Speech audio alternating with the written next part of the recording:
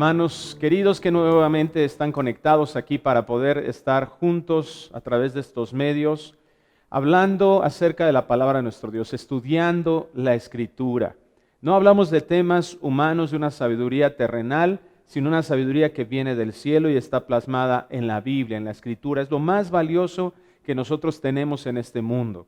Y podemos pensar, ¿por qué hablar de la Biblia? ¿Por qué es importante la Escritura? Bueno, pues porque la diferencia entre lo que un hombre inspirado pueda tener de información y que ciertamente puede impactar nuestros sentimientos, nuestro intelecto y pueda dejarnos algunas enseñanzas para la vida, la diferencia en lo que un ser humano puede producir y lo que la palabra de Dios produce es una característica importante, la eternidad. Es la palabra eterna, es el plan que se diseñó de Dios en una dimensión totalmente diferente y que durará para siempre. Es lo que dijo el Señor: mis palabras no pasarán. El cielo y la tierra pasarán, pero mis palabras no pasarán.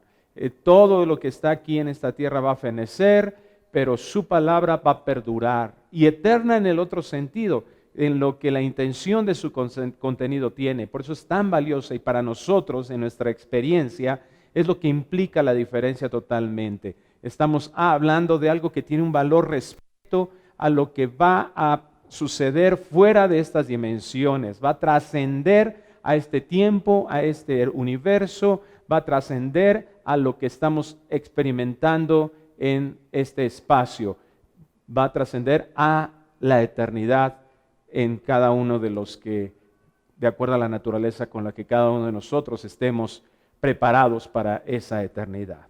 Y bueno, el día de hoy vamos a hablar de un tema que ciertamente es muy hablado en estos tiempos, en que muchos de nosotros estamos a veces relacionando equivocadamente lo que implica la Navidad. La Navidad es la celebración de la llegada del Mesías Salvador, Cristo Jesús. ¿Cuál es su importancia? Esa es la pregunta que tenemos que hacernos. ¿Es solo una celebración más para pasarla bien, para tener días de asueto, para ver a nuestras familias, disfrutar algunos momentos familiares, aprovechar este tiempo en los que somos sensibles y buscamos reconciliarnos entre los que amamos para sentirnos bien y disfrutar unos días de asueto, para descansar y tratar de estar felices, nada más? La mente que es desviada por el pecado, nuestra mente natural, le llama la Escritura, así como nacimos en una condición de separados de Dios por el pecado, es impedida de entender lo grandioso de nuestro Dios. Si lo pudiéramos ver, buscaríamos acercarnos a Él. Pero la realidad que vemos es que no es posible. Esta condición ve solo los resultados limitados de ciertos beneficios divinos. Esto que acabo de mencionar, claro que son ricos, son agradables los momentos familiares, los buscamos, son lindos. Es lindo saber que podemos reconciliarnos o que nos hemos logrado reconciliar con amados. Es bueno descansar, por supuesto. Queremos ser felices de forma natural, pero todos esos beneficios que podamos llegar a tener, si los consideramos solamente eso como lo máximo, de hecho algunas predicaciones que se dicen cristianas hacen ver eso, creer que solamente eso es lo importante y le damos calidad de supremo como objetivo de esta vida, cuando Dios, ya lo dije hace un momento, nos está enviando su palabra para que tengamos una perspectiva completa, trascendente de esta vida, es decir, que lo que estamos haciendo aquí en esta vida va a impactar, pero en respecto a la eternidad, cuando ya no haya este tiempo ni este espacio en el que estamos sujetos actualmente. Dios en su misericordia nos brinda en su palabra información de la realidad y que solo con una mente espiritual, sus hijos, encontremos lo verdaderamente valioso. Por eso digo y aclaro, sus hijos. Porque eso dice 1 Corintios 2. No se puede entender lo espiritual si no se ha nacido espiritualmente. Y repito, todos hemos nacido físicamente, ya hemos llegado a este mundo con una muerte espiritual, una condición separada de Dios. Entonces, ahora que si tú has nacido de nuevo, si tú no has nacido de nuevo, que estés escuchando este mensaje es misericordia de Dios para tu vida, amor de Dios, porque Dios quiere que tú puedas reconocerle a Él como Señor, reconocerle a Él como tu amo, tu dueño, porque Él es eso, pero el problema es lo que nosotros no queremos reconocer. Entonces, y que te des cuenta que en su gracia se manifiesta la posibilidad de reconciliarnos con Él, de lo que llama la Escritura ser salvo, ser librado de estar separado de Él por toda la eternidad, que eso es lo más terrible que le puede acontecer a un hombre, estar en el infierno, eso implica sino ser reconciliado con el Señor.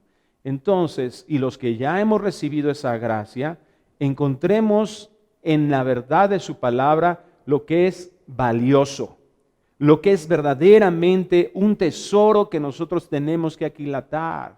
Porque cuando nosotros comprendamos eso y lo veamos con esa capacidad que Dios nos da de entender esas cosas espirituales y lo veamos como algo verdaderamente, impresionantemente supremo, entonces va a emanar de nosotros de forma natural una verdadera oración, adoración, constante agradecimiento y profundo agradecimiento por lo que Dios ha hecho y por lo que implica todo lo que Dios hace por nosotros.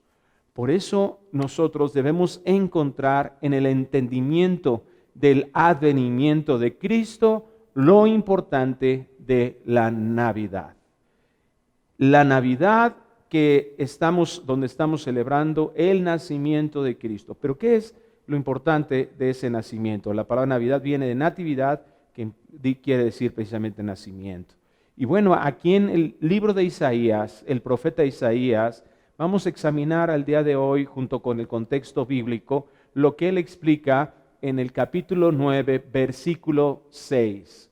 Ahorita vamos a tomar esto como base y vamos a contextualizarlo con el resto de la Escritura para darnos cuenta de lo maravilloso de lo que implicó el nacimiento de Cristo, lo maravilloso de esa expresión de amor en Cristo Jesús. Voy a leer Isaías 9:6 en tres versiones, en tres traducciones de la Biblia. La primera es la que usamos normalmente, Isaías 9:6 en la Reina Valera, versión revisión 60.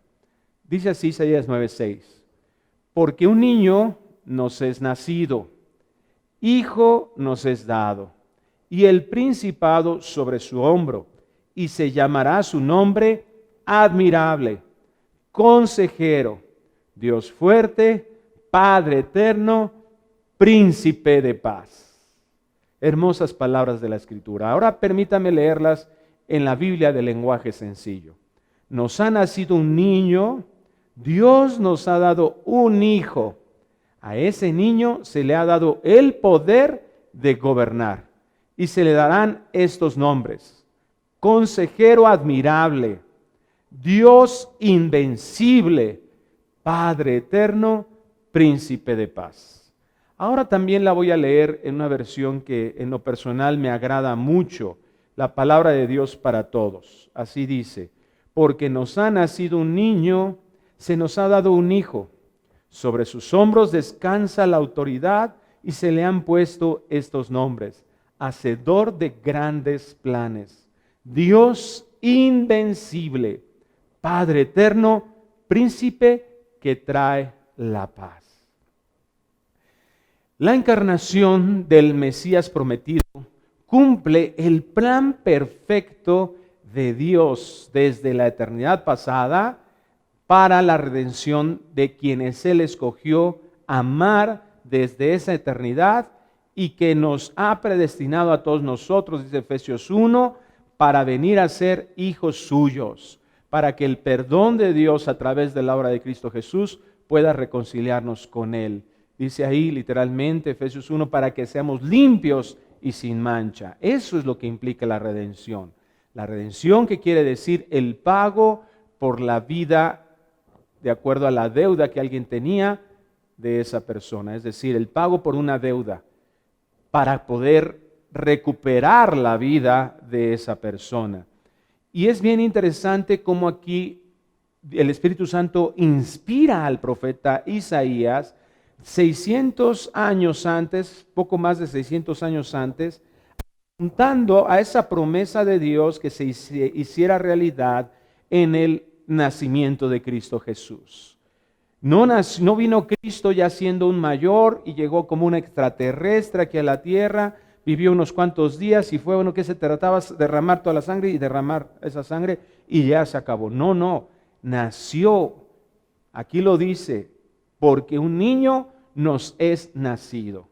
Y desde la expresión gramatical podemos examinar que es algo hermoso, porque esta frase implica el beneficio personal. No dice un niño va a nacer, no, dice nos ha nacido. Recibimos de este niño algo sumamente especial cada uno de nosotros. Un nacimiento de por sí se celebra con alegría, ¿cierto? Un nacimiento de un ser humano normalmente lo recibimos así. Obviamente entre más cercano es mayor el gozo que sentimos. Yo todavía tengo la imagen clara del nacimiento de mis dos hijos, muy claramente.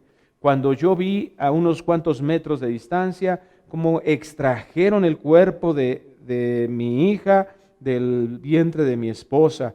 Y de igual manera cuando vi que sacaron, ahí sí no lo pude ver tan claramente, pero estaba más cerca, pero había ahí unas mantas. Entonces sacaron el cuerpo de mi hijo también del vientre de mi esposa. Y es una emoción que embarga el ser de manera, ver cómo sale, surge esa vida que sabes que está, bueno, desde que el embarazo está ahí en el cuerpo de la esposa es algo maravilloso, es una emoción indescriptible. Se cumple la promesa de Dios que dice que herencia de Jehová son los hijos, cosa de estima el fruto del vientre. Cuando tú sabes que hay un ser humano que Dios mandó y que Dios permitió que nosotros pudiésemos traer a este mundo, es algo hermoso, es algo verdaderamente glorioso. Cuando empiezas a sentir ahí sus pataditas, decimos, ¿verdad? Y yo me acuerdo que mi esposa me decía, mira, siente, y me ponía la mano aquí, ¿verdad? Y sientes ahí el piecito ahí, dice, hay un alien ahí adentro, ¿verdad? Y ay, sientes la patada, ay, hasta sientes raro, pero es una emoción hermosa. Recuerdo cómo derramamos nuestras lágrimas, mi esposa y yo, cuando el doctor por primera vez puso aquí un micrófono y empezamos a oír los latidos de mis bebés, de mi primer bebé Beca, ¿verdad? Ahí pum, pum, pum, pum, pum, como aparte tiene una frecuencia cardíaca muy alta y pum, pum, y se tan fuerte ahí en ese amplificador de audio. Fue algo hermoso, fue una emoción que nos embargaba y no lo podíamos creer. ¿Cómo podría ser eso posible? Es algo maravilloso. Por eso festejamos los cumpleaños, porque el día del nacimiento es algo muy sumamente especial. Pero Cristo, además de saber eso, además de que fue un niño que nos ha nacido, que Cristo fue profetizado, fue enviado a cumplir un objetivo que viene incluido en su propio nombre. En ese nombre que ahí en Mateo 1 nos narra el evangelista cómo le fue dado a María cuando ella dudaba, cuando ella decía, ¿cómo puede ser esto? Lucas es un poco más específico en su nacimiento, pero ahí Mateo le dice que el ángel le habla a María y le dice el nombre que ese niño iba a tener, Jesús. Yeshua, viene esta palabra Jesús. Yeshua es el nombre en hebreo que le es dado y que significa Dios salva. Jesús, el Salvador. Así le dice, porque Él salvará a su pueblo de sus pecados. Era la promesa de Dios. Pero esto implica lo que aquí el profeta dice, un niño nos es nacido. Entonces no nada más podemos ver a Cristo para entender su advenimiento como pues alguien el Salvador del mundo. No, es nuestro Salvador. Y eso lo tenemos que personalizar, es lo que implica estas palabras de Dios a través del profeta. Es mi Salvador. Por eso Él nos es nacido. Un niño nos es nacido, hijo nos es dado. Es un don gratuito de Dios al que no teníamos ningún derecho y donde manifiesta el Señor su gracia. Dios lo envía manifestando desde ese momento. Si algo nosotros tenemos que recordar en el nacimiento de Cristo, si vamos a celebrar ese nacimiento, cada uno de nosotros, que por supuesto algunos están ahí pensando y diciendo, pero es que no nació el 24 de diciembre y es que en la iglesia para poder que fuera accesible el cristianismo en el Imperio Romano, se impuso y sustituyeron una fiesta pagana. Lo sabemos bien. Y la otra vez un hermano me preguntaba, bueno, pero si sabemos que eso viene de ese origen y también por eso no celebramos el Halloween, le dije, permíteme tantito. La diferencia es el objeto de adoración. Hace toda la diferencia. En el Halloween sabemos todo el contexto, por supuesto es importante de dónde viene, pero ¿cuál era el objeto de adoración o cuál es el objeto de adoración? No es Dios, de ninguna manera. Y aunque hay ciertas cosas que se han corrompido en todo el proceso histórico de lo que implica el 24 de diciembre, ¿cuál es lo importante? Si nuestro objeto de adoración es Dios, es Cristo mismo. Entonces, realmente nosotros no tendríamos que festejar solo el nacimiento de Cristo el 24 de diciembre, lo tenemos que festejar todos los días. Cada momento de nuestra adoración es lo que estoy queriendo explicarles. O sea, nosotros reconociendo esa gracia recibida, ese Hijo que nos ha sido dado, con el objetivo que nosotros entendemos y comprendemos y que vamos a seguir analizando en un momento más, eso debe de decir, Señor, gracias. Y si yo dedico un día especial para celebrar eso con esa intencionalidad, eso es lo que tenemos que hacer. O sea, no es un día para emborracharte, no es un día para tronar cohetes y ya, y nada. Es un día de agradecimiento profundo, de contento por la gracia de Dios, porque se nos ha sido dada, es un regalo de Dios. Y aunque para otros los regalos y los adornos puedan ser eso, para mí eso no implica. En un Halloween, ¿qué puede implicar? ¿Qué otra cosa puede implicar? ¿Qué puede implicar de adoración a Dios? Nada. Pero aquí esto es totalmente contrario a lo que alguien lo pudo haber distorsionado. Yo tengo que celebrar el nacimiento de Cristo todos los días de la semana, y si le dedico un día especialmente para eso, que sea enfocado a eso y no que no sea contaminado por las costumbres del mundo. Eso sí es lo peligroso. Y eso no lo haces nada más el 24 de diciembre, no seas hipócrita. Con mucho cariño lo digo, pero es la realidad. Porque si el 24 no lo celebro, pero si andas ahí haciendo otro tipo de cosas que no tienen nada que ver con lo que Dios es o con lo que Dios hace. Entonces tampoco celebres cumpleaños porque no está la indicación, y quién sabe dónde vengan lo de las velitas, y quién sabe, y si unos paganos celebran el cumpleaños, entonces ya no hay que hacerlo, y así podemos hablar de 20,000 cosas. La independencia del país, por ejemplo, no inició en una iglesia cristiana de nuestro país aquí en México. Por eso ya no lo vamos a celebrar y no vamos a estar contentos de lo que Dios nos concedió a través de una nación en donde podemos hablar, predicar la palabra, exponerla públicamente. Hay que extraer lo precioso de lo vil y no enfocarnos, y nada más estar ahí llamando la atención con temas que no tienen ningún tipo de relevancia y que no tienen ahí es donde se pierde la doctrina, cuando perdemos lo que es importante de Dios, no nuestras deducciones y comparaciones históricas. Tengamos mucho cuidado, hermanos. Claro que fue un día maravilloso, y a propósito Dios no nos dijo qué día. Y si nosotros queremos dedicar 1, 2 días, 3 días, una semana, tenemos que gloriar al Señor y glorificar al Señor todos los días de nuestra vida. Todo lo que hagáis, hacerlo como para el Señor y no para los hombres, sabiendo que del Señor recibiréis la recompensa de la herencia, porque a Cristo el Señor servís. Entonces no nos desviemos de lo que es importante. El objeto de nuestra adoración debe de ser Dios. ¿Y cómo lo adoramos? Reconociendo quién es Él, su maravillosa gracia, ese regalo que vino para nosotros en algo totalmente inmerecido, desmerecido. El objetivo era salvar a sus amados en este plan desde la eternidad y para la eternidad. Por eso nos fue dado. No había otra manera, fue un plan perfecto.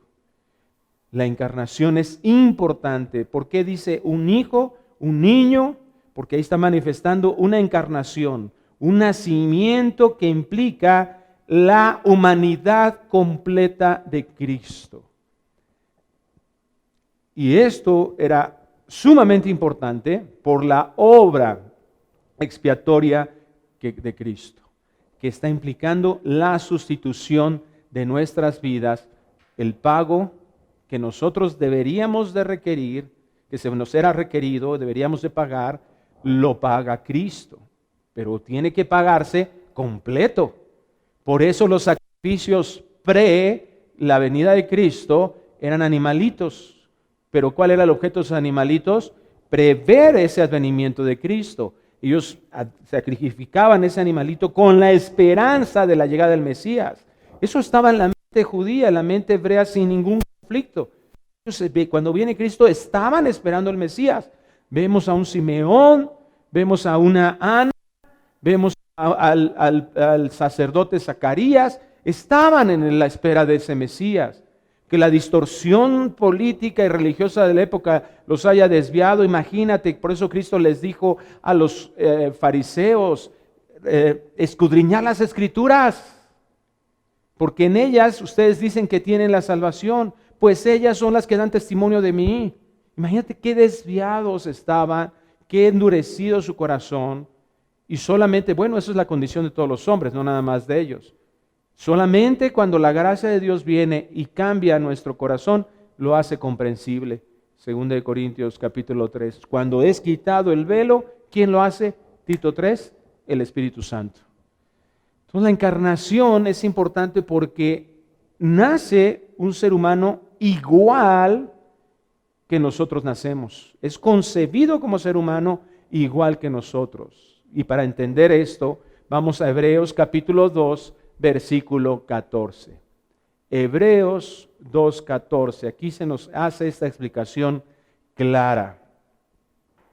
Así que, por cuanto los hijos participaron de carne y sangre, Él, hablando de Cristo, también participó de lo mismo, para destruir por medio de la muerte al que tenía el imperio de la muerte, esto es, al diablo, y librar a todos los que por el temor de la muerte estaban durante toda la vida sujetos a servidumbre. Porque ciertamente no socorrió a los ángeles, sino que socorrió a la descendencia de Abraham, por lo cual debía ser en todo semejante a sus hermanos, para venir a ser misericordioso y fiel sumo sacerdote, en lo que se refiere, para expiar los pecados del pueblo. Entonces, si nosotros estábamos sujetos a esta servidumbre, dice Romanos 6, a esta esclavitud, estábamos totalmente ahí, sumisos, sometidos, sin ninguna posibilidad de ser libertados. Entonces, ¿qué hace? ¿Con qué se tenía que pagar? Si la paga del pecado es la muerte, entonces ¿de quién? De la persona pecadora. ¿De la qué? Persona pecadora. Entonces solo una persona podría venir a pagar por esa liberación. Y si la muerte era la consecuencia, ese es el costo. Entonces el requerimiento necesario para la redención era humano para salvar humanos. Esa es la importancia de entender que un hijo nos es dado. Romanos capítulo 5, versículo 12, lo vuelve a confirmar ahora el apóstol Pablo en esta carta a la iglesia en Roma. Mira lo que dice Romanos 5, 12. Por tanto, nos está explicando algo de justicia en este caso. Como el pecado entró en el mundo por un hombre y por el pecado la muerte, así la muerte pasó a todos los hombres por cuanto todos pecaron. Ahí está. La herencia que nosotros recibimos es pecaminosa desde que entra en Adán. Versículo 18.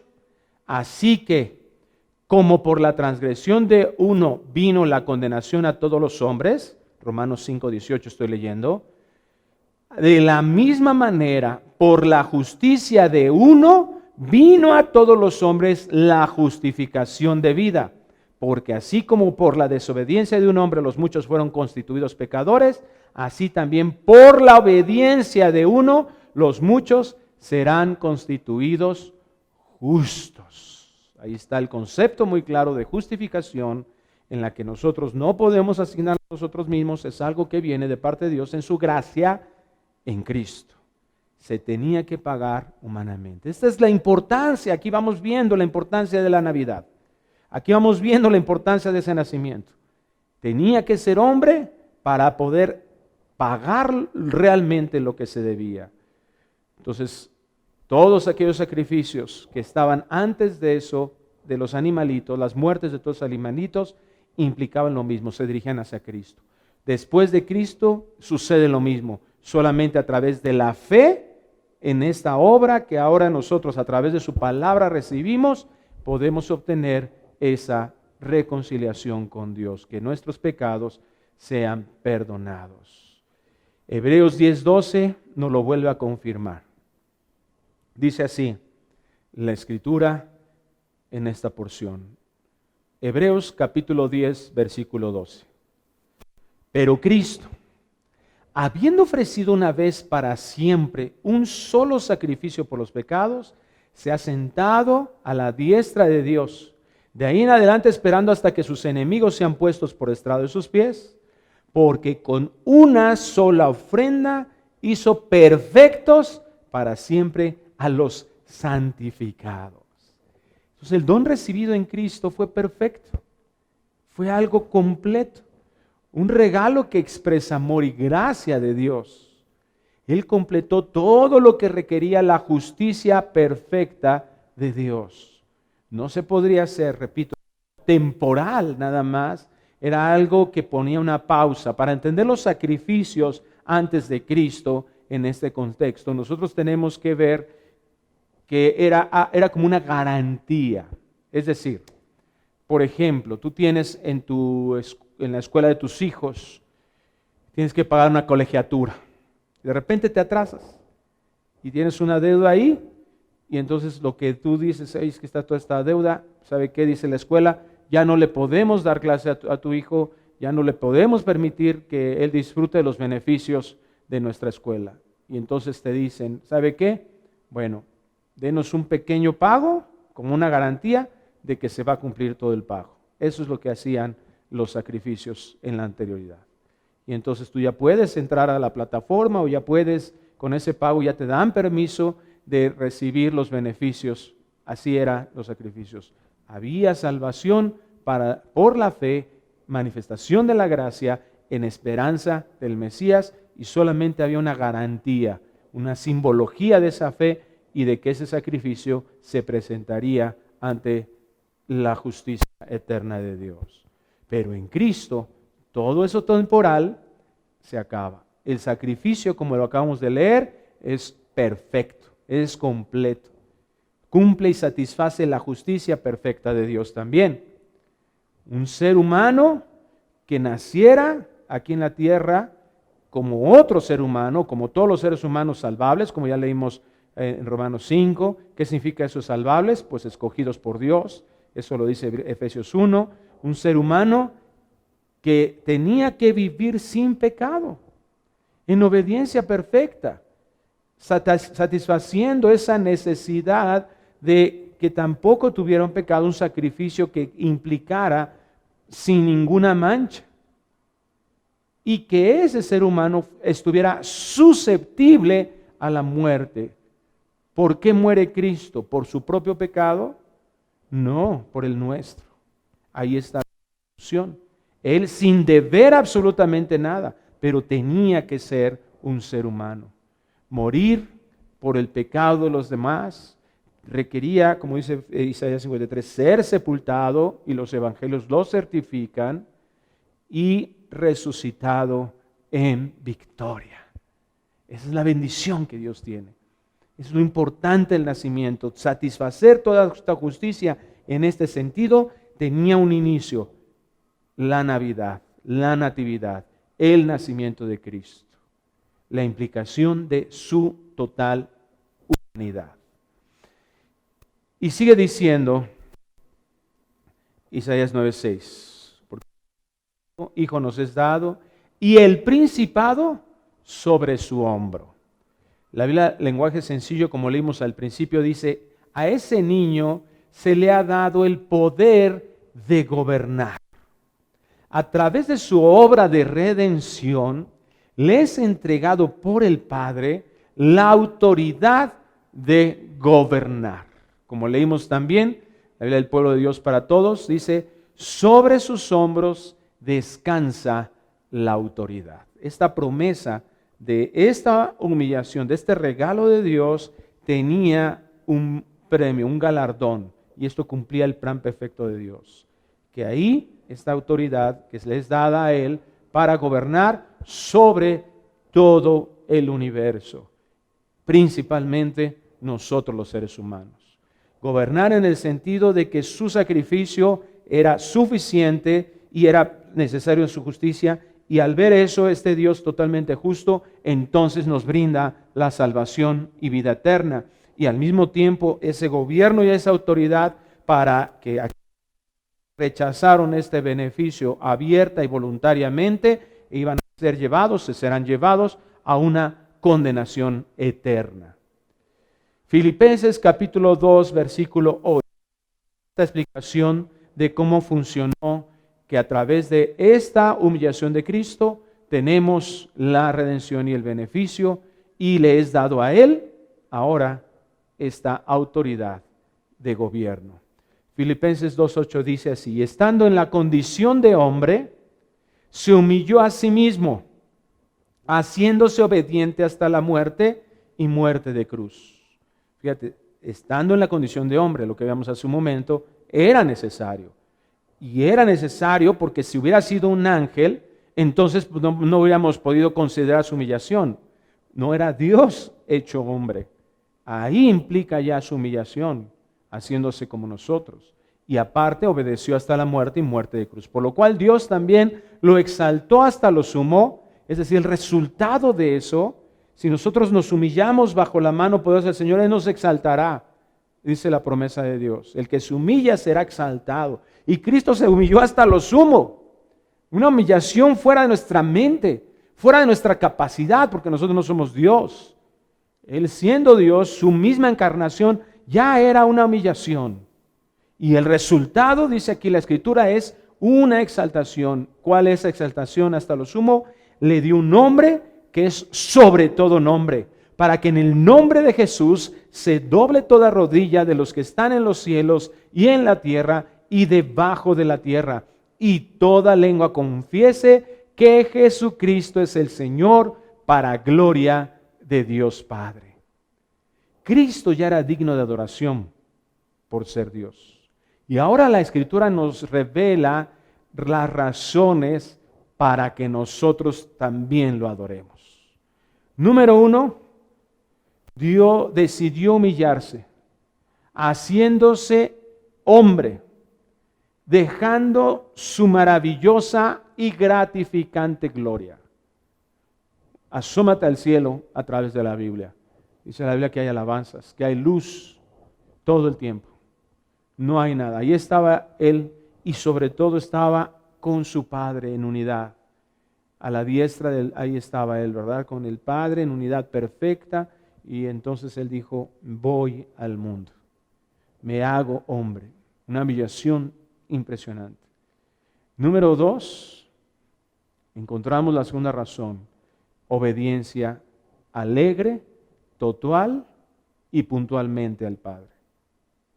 Esa exaltación fue debido a que Él estuvo sujeto aquí en la tierra como un ser humano y que nunca dejó de ser obediente al Padre, cumpliendo toda justicia. Y como ya vimos, el resultado de eso es la posibilidad de nuestra justificación.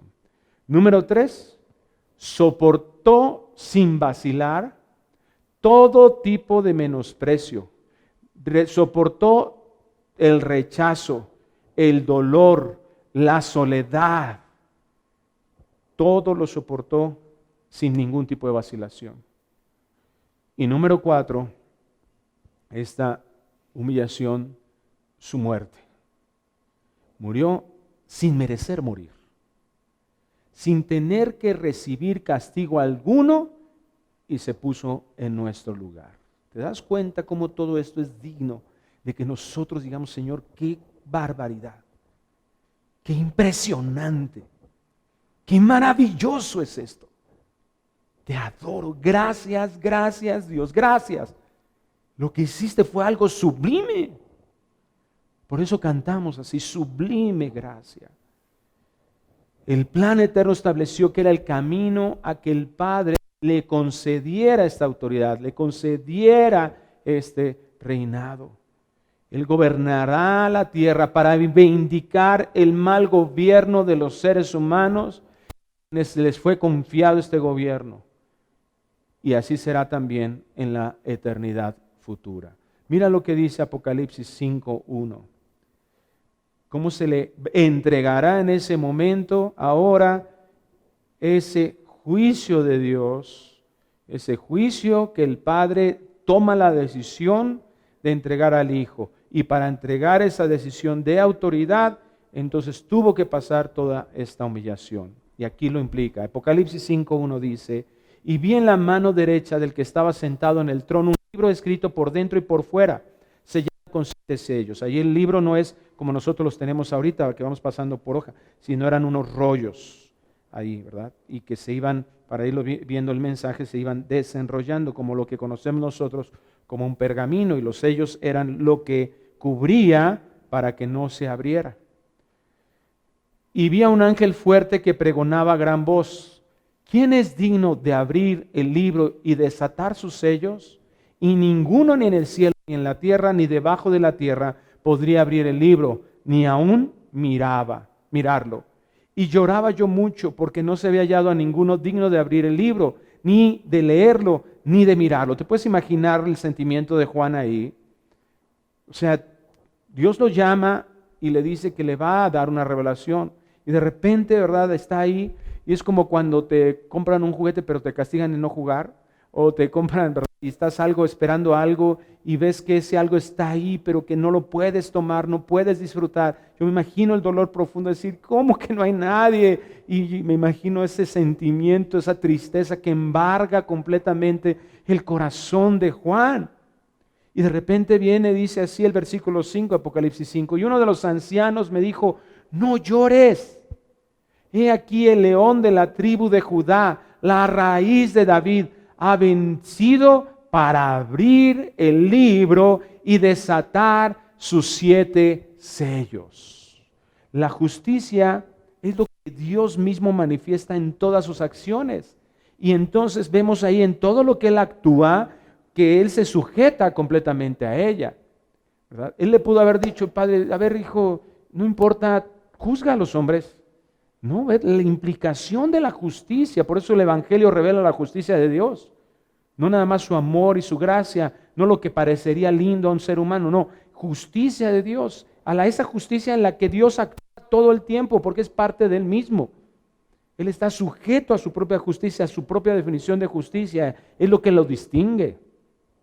Y Él dice así: si hay alguien que pueda abrir y desatar sus sellos, que va a implicar la implicación de la justicia aquí en la tierra. Y miré y vi que en medio del trono, Apocalipsis 5:6, que en medio del trono y de los 4 seres vivientes y en medio de los ancianos estaba en pie un cordero como inmolado, que tenía 7 cuernos y 7 ojos, los cuales son los 7 espíritus de Dios enviados por toda la tierra. Y vino y tomó el libro de la mano derecha del que estaba sentado en el trono. Y cuando hubo tomado el trono, los 4 seres vivientes y los 24 ancianos se postraron delante del Cordero. Todos tenían arpas y copas de oro llenas de incienso, que son las oraciones de los santos. Y cantaban un nuevo cántico diciendo: digno eres de tomar el libro y de abrir sus sellos. ¿Por qué? ¿Por qué Él sí era digno de abrir ese libro? Porque tú fuiste inmolado y con tu sangre nos has redimido para Dios de todo linaje y lengua y pueblo y nación, y nos has hecho para nuestro Dios reyes y sacerdotes, y reinaremos sobre la tierra. Ahí vemos entonces que Dios nos salva para entregarnos esa autoridad, una autoridad que le fue delegada con toda justicia debido a que dice, a que Él fue inmolado. A que esa sangre, ese ser humano que se hizo aquí en la tierra, fue necesaria para el pago de nuestra deuda. Se revelan razones para adorarle al Señor con toda conciencia. Él es el Rey que reinará. Y así lo expresó Él también en su primera venida. Lo inicia ahí, cuando viene Él aquí en la tierra, así lo indica como el inicio de una nueva etapa del plan eterno. Y entonces ahí vemos en Mateo 4:17 cómo Él expresa eso. Desde entonces comenzó Jesús a predicar y a decir, arrepentíos porque el reino de los cielos se ha acercado. En Marcos 1:15 también lo dice, el tiempo se ha cumplido, el reino de Dios se ha acercado.